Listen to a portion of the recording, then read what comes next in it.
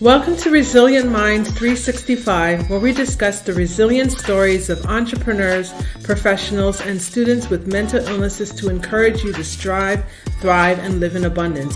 I'm your host, Cleoni Crawford.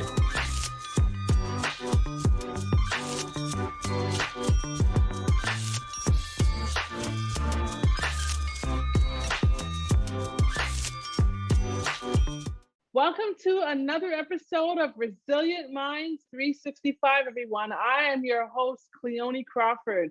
I'm really looking forward to today's guest.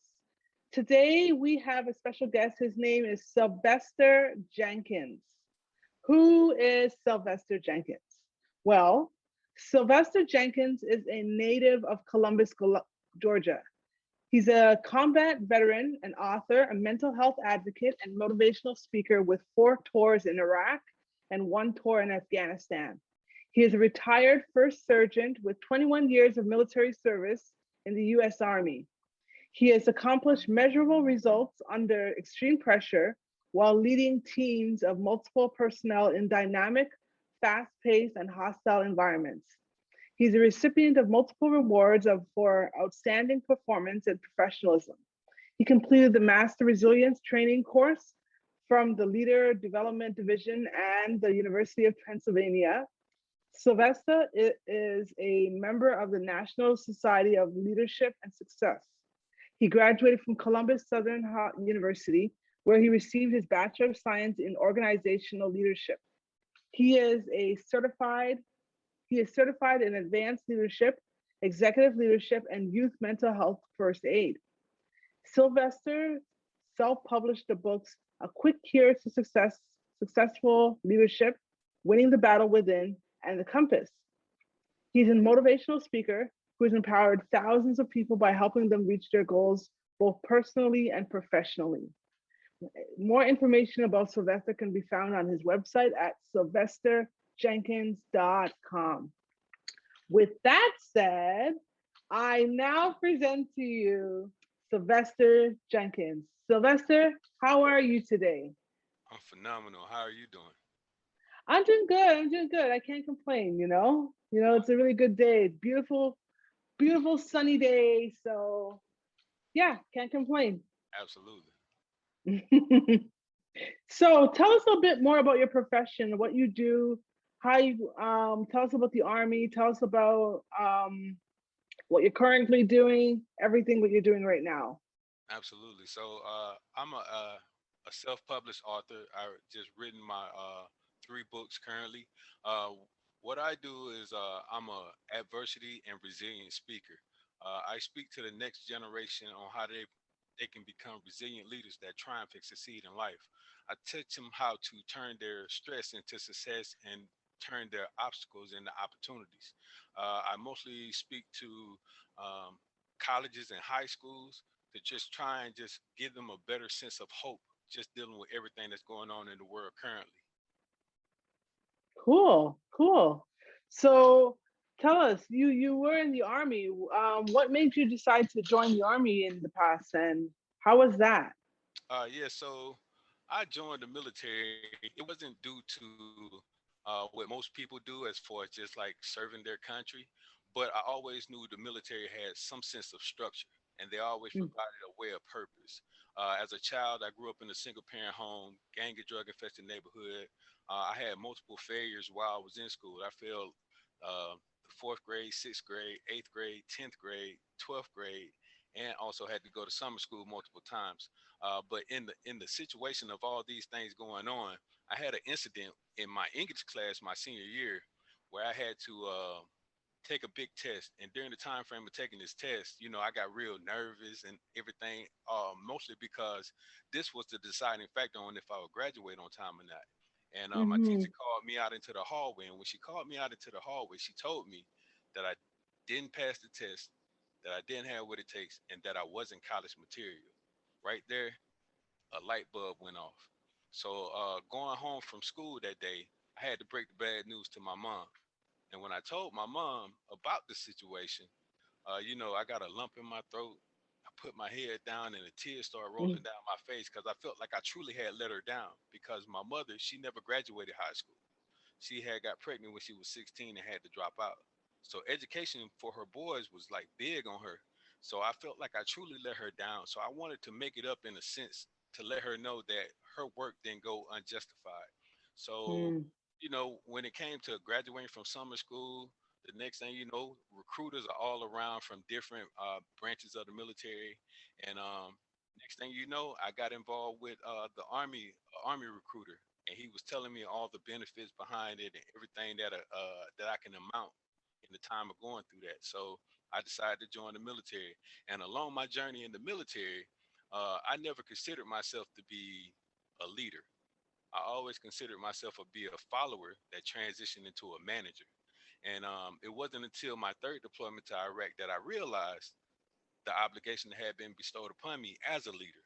And Mm-hmm. as we was getting ready to board the plane, this how it happened. We was getting ready to board the plane, and before we got on, we get 1 hour to spend with our families. And one of the soldiers that was in my squad, he introduced me to his family, his wife, his kids, his mother, and his father. And he just speaking all these great things about me. And I'm just like, wow, I didn't think I had that much impact or influence on Mm-hmm. anybody. So Mm-hmm. in the process of that happening, his mother tugged me on my shirt and she pulled me to the side and she told me to please take care of my son and to bring him back home safe.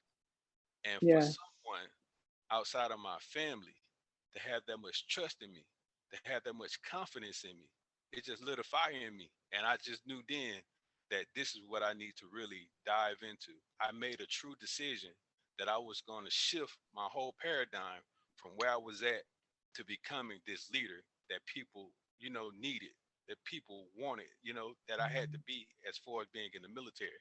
And just that was I think that was in like 2005 when that happened. And just ever since then, I just been trying to figure out whatever it took in order to become better, not only for myself, but the soldier that was up under me, so I can provide them the best knowledge and wisdom in order to make sure that they succeed. Because the number one responsibility as leaders is to turn followers into leaders. So Mm-hmm. just going through those motions, but along that journey, I endured a lot of hardships, a lot of failures, a lot of struggles, and also multiple sacrifices, being separated from your family and just going through, I experienced divorce. I experienced just drugs and alcohol. It was so many things, man, but it was a long journey to get to where I am today. And it was just all because I'm able to be here today because of one thing. And that's because I made a decision. Okay. Okay. That's awesome. That's awesome. So we are going to dive right into the interview about mental health now. So tell us, what is your mental health diagnosis and when were you diagnosed? So I was diagnosed with PTSD, anxiety, and depression. Um, I was diagnosed with this in 2019 after I was going through my transition from the military. Multiple combat experiences, also dealing with multiple hardships throughout my life. All those things, I never really seek mental health throughout the process of any of these things that I was experiencing and going through. I always just bottled it up. And one day it came to a complete eruption. And I was deployed during the time frame of this situation happening. And what happened was I was on a deployment and I was just already going through a lot of hardship due to the fact of my organization. We was all over the place, and then I had multiple soldiers. I had 160 soldiers up under me during that time, and just going through the motions of just dealing with their health and welfare, and then all the issues that they had going on. I also had my personal issues going on, dealing with marital issues, and also just being separated from my family in general. But then one day, I got a phone call letting me know that my mother, who had suffered from stage 4 kidney failure, had passed. And in the process of me experiencing that, hearing that, and then everything else that I was dealing with, and then everything I dealt with in the past that I never really took the opportunity to speak about, it just erupted. And I had sleep insomnia. I couldn't go to sleep. I didn't go to sleep for like almost 3 days. And in the process of it Wow. happening, I still had to be in front of soldiers. I still had to lead my organization. So it was like, one thing after another. I just felt like I had multiple boulders on my shoulder, and I went into a sunken place. And during the time of me going through this sunken place, I was just thinking about all the negative things that I was going through, all the negative things that happened to me in the past. And I got to a point where I was even contemplating suicide because I felt like I can just end it all now. I won't have to deal with this ever again. I have an opportunity to possibly be with my mother again. I won't have to worry about, all the issues that's going on in my organization. But then something said, hey, try to seek help. It was like a last resort. And so I went down to the behavioral health that they had on the base on the fob. And when I went down there, I was already like had this anxiety kick in. So I like pretty much kicked down the door and I said, I need help right now. I said, I need assistance. And in the process of that happening, they were like, "Whoa, calm down. Hey, what's going on? Tell us what's happening." And I was like, Mm-hmm. "I don't care what you got. I just need some assistance right now. I haven't slept in the past 2 days. I need some treatment." And so they was like, "Whoa, hey, we got to pull your medical records. We got to see where you at. Like, what's going on? Sit down. What's going on? Calm down." And so in the process of me doing that, they had already prescribed me Zoloft from previous issues that I had before. So I was Mm-hmm. already on some type of medication for the anxiety. And they was like, hey, this is what we need you to do. We need you to tell us everything that you got going on and why you feel the way that you do. So in the process of me doing that, I realized that there's only certain things that I could control. I realized that even Superman had to be Clark Kent sometimes. Right. He couldn't save the world. He couldn't save everybody. Sometimes you have to take the opportunity to just be human and just let yourself go. And when I say let yourself go, I mean just like expressing everything that you got going on. And at that time, I started to release a lot of things that I had just from my past all the way up to that current issue at that moment. And then the next thing you know, that's when my paradigm truly shift. I was like, I know I still have a purpose if I'm able to wake up the following day. I know I still have an opportunity to be the best version of myself. And I said, although I had hit rock bottom or what I considered to be rock bottom, I have two choices in this matter. I can either stay down and continue to have this pity party, or I can get up and stand up and be the man that I should be. And I chose to stand up. And when I stood up, it was just like a whole new world for me. Everything changed. My whole aspect on life changed. And it happened due to the fact that I changed my thoughts.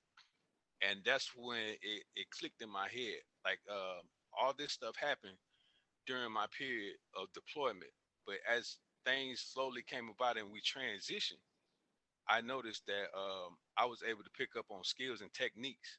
I was able to talk more about my life experiences, and it propelled me to write a book called "Winning the Battle Within," because the Mm-hmm. biggest enemy that we'll ever face in life is our enemy, our minds, because Right. that's where it all lies at, as far as the things that we go through and the decision that we make. So in the process, that's what happened along the journey. And just so happened, once I had wrote this book, there were people that picked up on it, and I wanted to continue to just hit people or help people to grow through the situation that they are going through, because a lot of times we go through the situations but we don't grow through the situation. We keep it suppressed so long to the point that once we get to a certain uh, level in our lives, that's when it's all come out. But if we have something or tool or resource that's able to point us in the right direction of where we need to go, then I think Mm-hmm. we eliminate a lot of things that we might experience in the process. So those are the things that I experienced while I was in the military. That was just one. I have multiple. I call it the BS, embracing the BS, because and I don't mean BS is like what most people think. I call it the beautiful struggle, because Right. when you embrace the beautiful struggle that you go through, it gives you an opportunity to become better than where you are. It reveals your character. It reveals the strength that you really, had tucked inside. That small person that's always been there from jump is the person that has always been able to point you in the right direction, to guide you. has always been inside you. So I call it embracing the beautiful struggle, because that's when you actually grow. The adversity that you face, to me, is the fuel to greatness. Right. Cool. Cool. So tell us, what did you have to do to overcome or bounce back from your lowest points? List all the resources. What helped you? So um, what helped me was the fact that, um, like I said, my paradigm shift, and I shifted my whole focus in my mind. So Hmm. I started eliminating a lot of the bad things that I had in my life, the drugs, the alcohol. I eliminated friends. I only hang out with quality people now. Also, then I started feeding my mind with other positive things. You know, your mind is like a garden, and if you Yes. water it with negativity, weeds will grow. But if you water it with positivity, the flowers, the trees, everything will grow to a point where it reflects. I mean, it reflect not only on the inside, but your outside as well. And I started doing I started getting more engaged in physical fitness. I got a thing called the four canteens of life, and so everybody body is made up of majority of water, right? And in the process of your body being made of majority of water, you have to hydrate yourself. So I call these four canteens: the mental, the physical, the emotional, the mental, the physical, the spiritual, and the social. Those are the four canteens of life. So your body is like a canteen, an empty pitcher of water, right? And in the process, you deal with stress on multiple occasions, which can dehydrate you.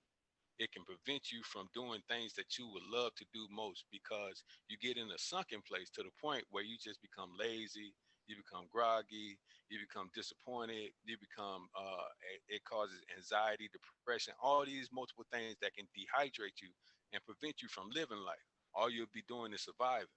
But as you drink out of these canteens, you'll Hmm. slowly hydrate yourself to be in a better place of where you should be. So when I talk about the mental aspect of the canteen, I'm talking about just making sure you're paying attention to what you're saying, making sure that you are right around quality people that's going to inspire you and propel you and help you go to that next level, and watching things that are positive, not watching all these negative things on TV. I feel like, me personally, that the news is one of the most negative things that people can view on a daily basis, because Hmm.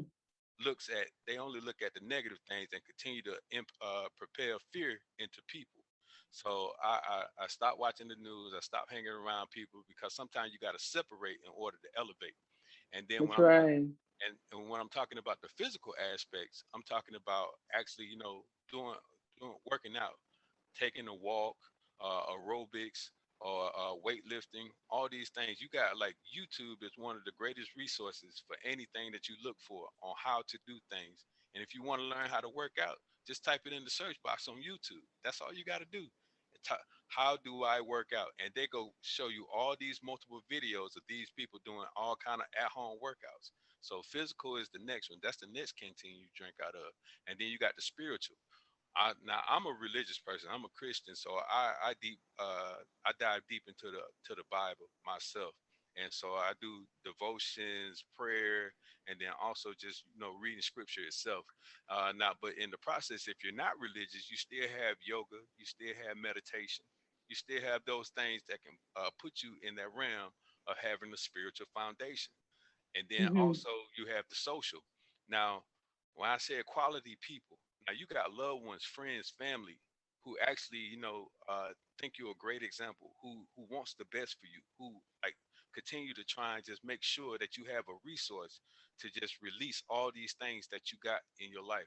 I know my mother was a true social canteen for me. Whenever I found myself down and out, I called my mom, and I could sit there Hmm. and just talk to her for hours, and she'll make me feel so loved, and to the point where I was like, okay, I can get back to it. So with these four canteens, you can actually experience and live life. And if you really can go without all four, but you'll only sustain yourself. But if you involve all four in your life, it can prepare you to a whole nother level.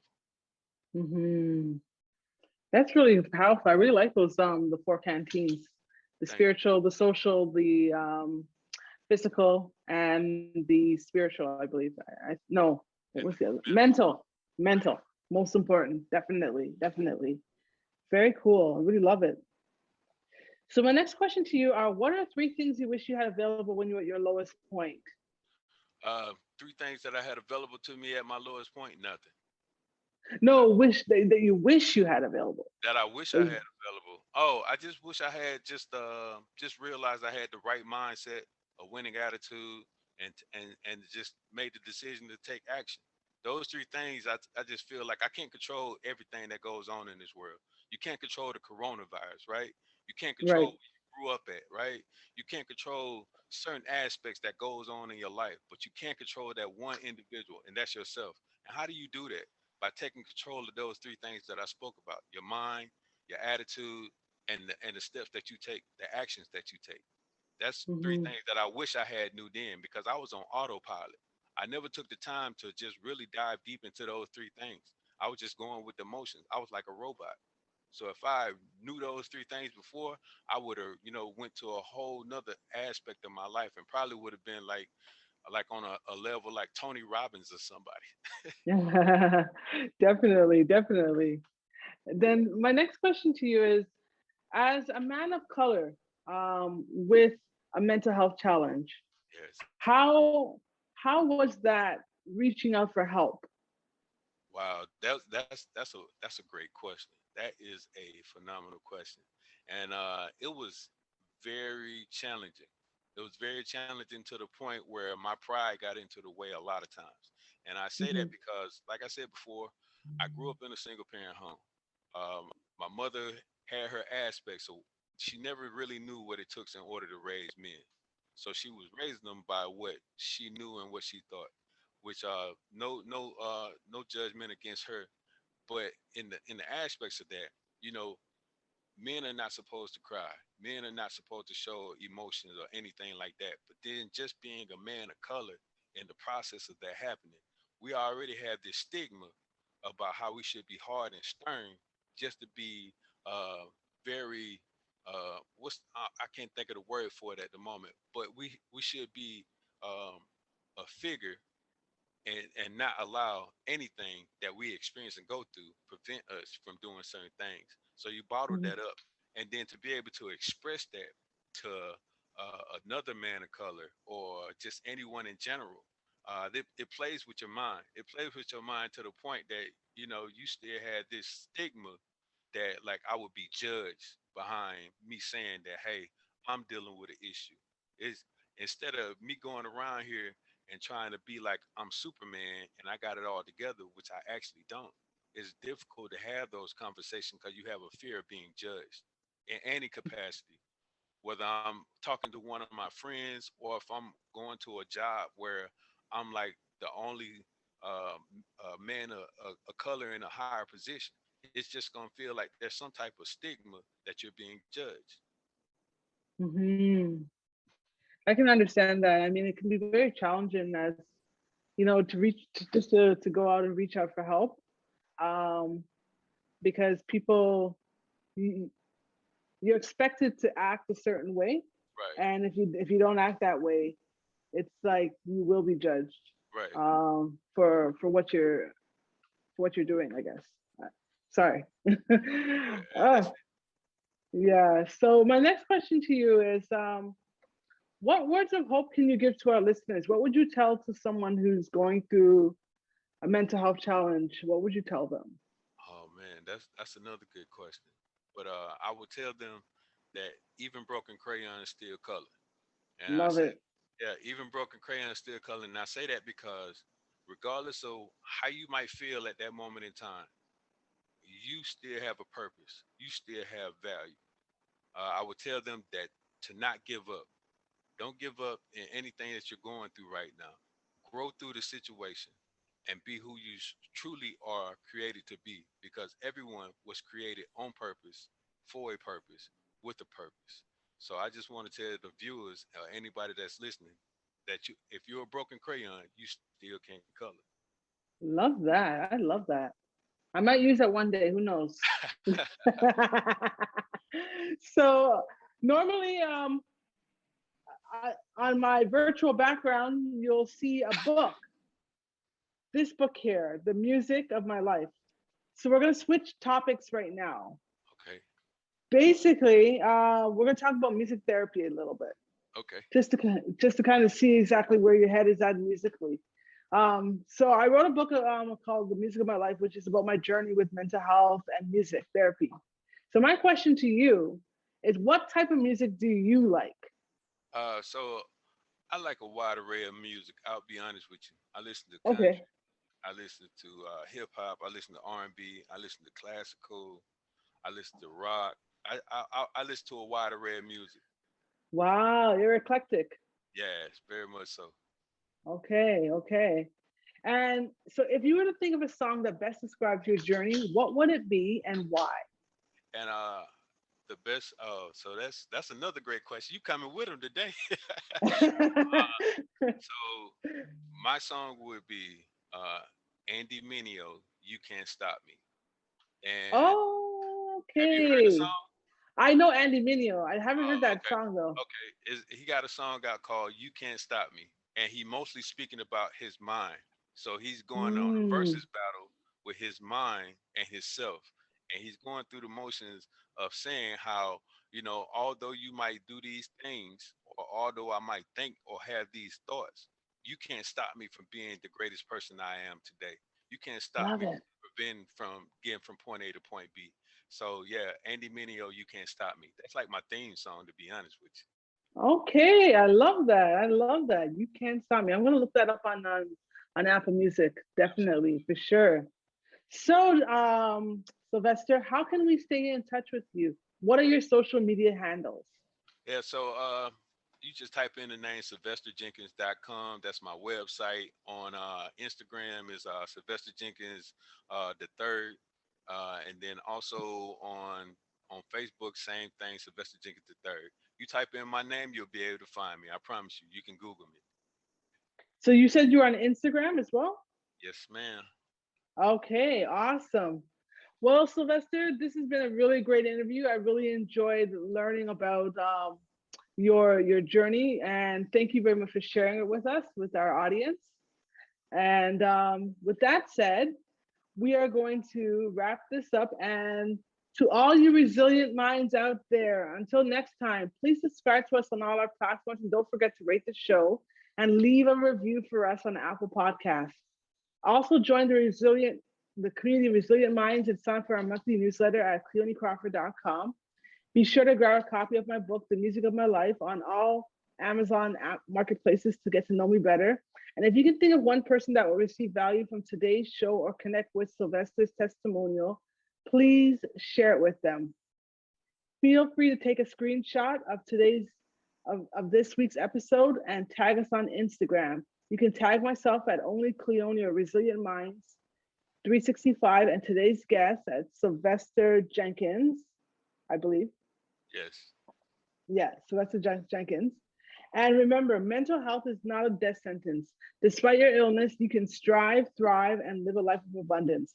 Until next time, I'm Cleoni Crawford, and I'm signing off.